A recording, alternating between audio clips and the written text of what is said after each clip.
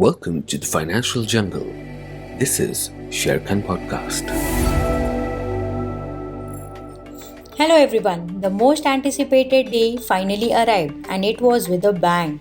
The Sensex surged by 5%, that is 2314 points on the budget day. Indian markets have already given thumbs up to the budget. You are listening to Sharekhan Podcast. Kindly note, this is an informational piece and not a recommendation. We now take you through Sharekhan's review on Union Budget 2021-22.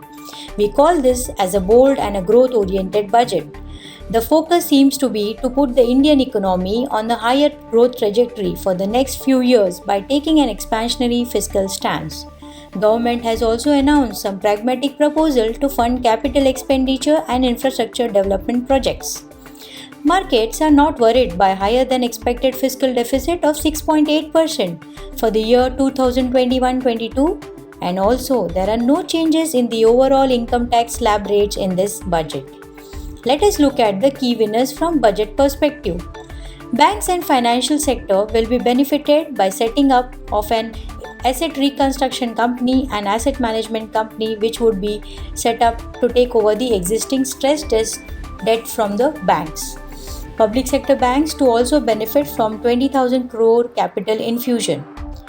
Power companies like Power Grid to benefit from monetization of power transmission assets. And 100% electrification of broad gauge routes will be completed by December 23, which is positive for KEC International Kalpataru Power Transmission.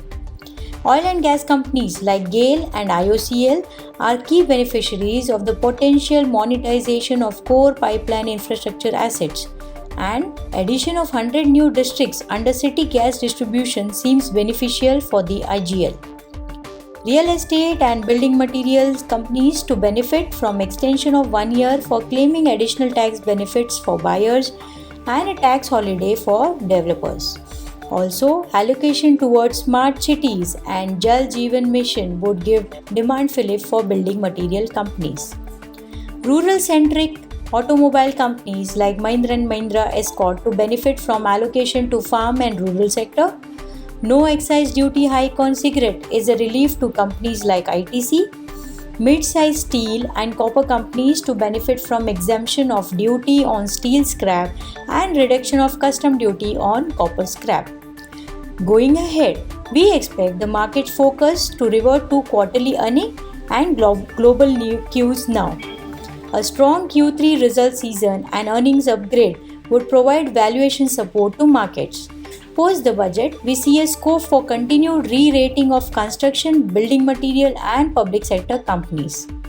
Post budget, our investment picks are: among large cap, we prefer ICICI Bank, SBI, M&M, L&T, HDFC Life, HCL Technology, Ultratech Cement, Power Grid and Cipla.